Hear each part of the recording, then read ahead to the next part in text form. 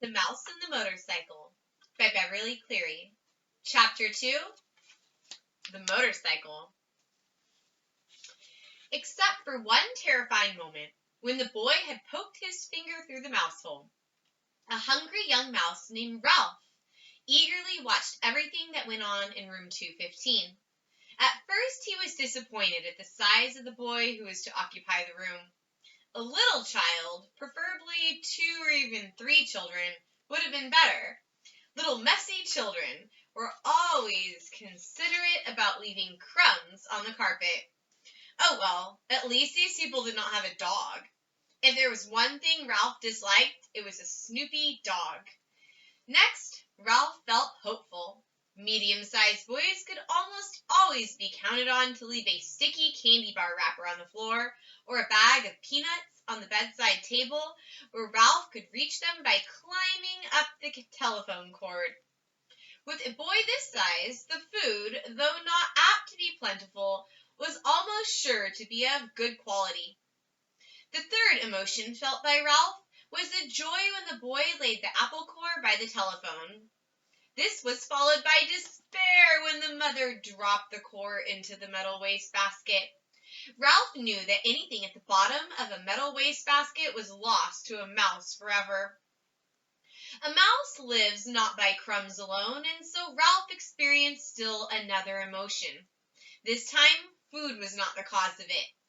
Ralph was eager, excited, curious, and impatient all at once.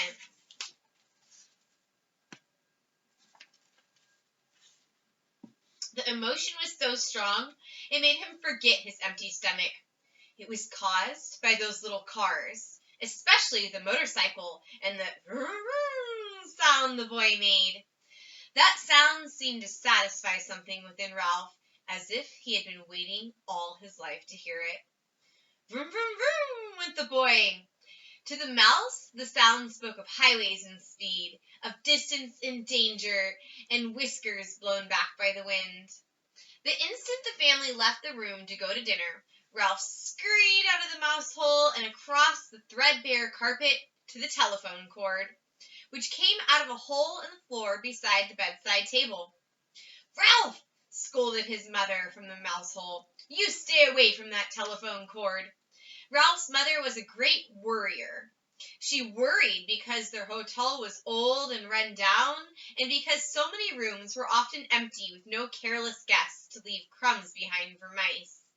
She was worried about the rumor that their hotel was to be torn down when the new highway came through. I believe that was Highway 80.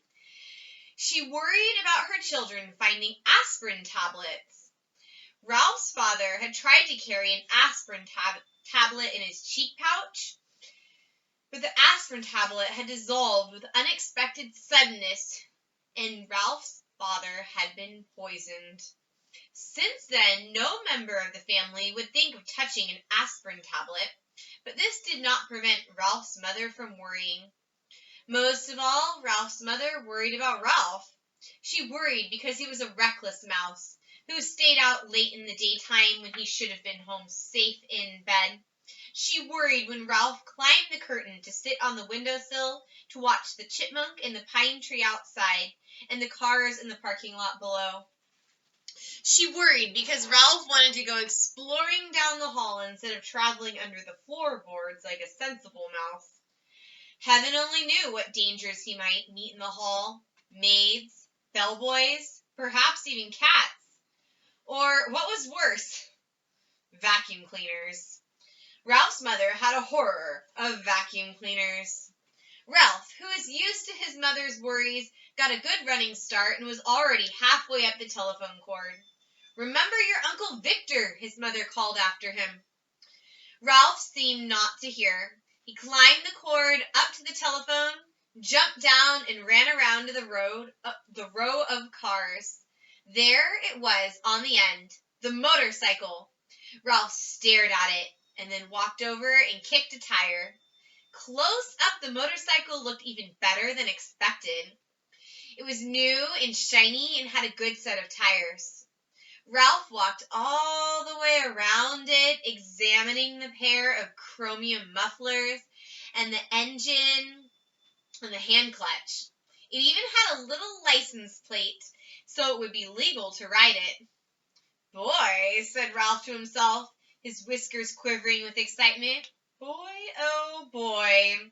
Feeling that this was an important moment in his life, he took hold of the hand grips. They felt good and solid beneath his paws.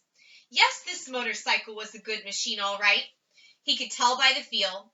Ralph threw a leg over the motorcycle and sat jauntily on the plastic seat. He even bounced up and down. The seat was curved just right to fit a mouse.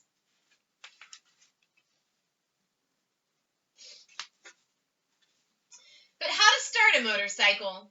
Ralph did not know. And even if he did know how to start it, he could not do much writing up here on the bedside table. He considered pushing the motorcycle off onto the floor, but he did not want to risk damaging such a valuable machine. Ralph bounced up and down on the seat a couple more times and looked around for some way to start the motorcycle. He pulled at a lever or two, but nothing happened. Then a terrible thought spoiled his pleasure. This was only a toy. It would not run at all. Ralph, who had watched many children in room 215, had picked up a lot of information about toys. He had seen a boy from Cedar Rapids throw his model airplane on the floor because he could not make its plastic parts fit properly. A little girl had burst into tears and run sobbing to her mother when her doll's arm had come out of its socket. And then there was that nice boy, the potato chip nibbler, who stamped his foot because the batteries kept falling out of his car. But this toy could not be like all those other toys he had seen. It was too perfect with its wire spokes in its wheels and its pair of shiny chromium exhaust pipes. It would not be right if it did not run. It would not be fair. A motorcycle that looked as real as this one had to run. The secret of making it run must be perfectly simple. If only Ralph had someone to show him what it was. Ralph was not satisfied just sitting on the motorcycle. Ralph craved action. After all, what was a motorcycle if it wasn't action? Who needed motorcycle riding lessons? Not Ralph. He tried pushing himself along with his feet. This was not nearly fast enough, but it was better than nothing. He moved his feet faster along the tabletop and then lifted them up while he coasted. Feeling braver, he bent low over the handlebars and worked his feet still faster toward the edge of the bedside table. When he worked up a little speed, he would coast around the corner. He scrabbled his feet on the tabletop to gain momentum. In a split second, he would steer to the left.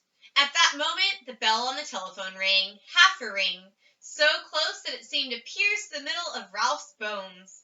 It rang just that half ring, as if the girl at the switchboard realized she had rung the wrong room and had jerked out the cord before the ring was finished. That half a ring was enough.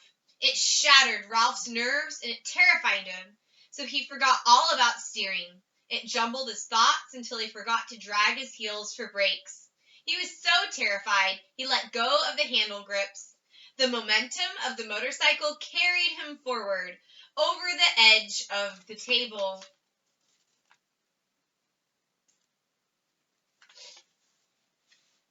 Down through space tumbled Ralph with the motorcycle. He tried to straighten out, to turn the fall into a leap, but the motorcycle got in his way. He grabbed in vain at the air with both paws. There was nothing to clutch, nothing to save him, only the empty air. For a fleeting instant, he thought of his poor old Uncle Victor. That was the instant the motorcycle landed with a crash in the metal wastebasket. Ralph fell in a heap beside the motorcycle and lay still. That's the end of chapter 2. The next chapter will be chapter 3, Trapped.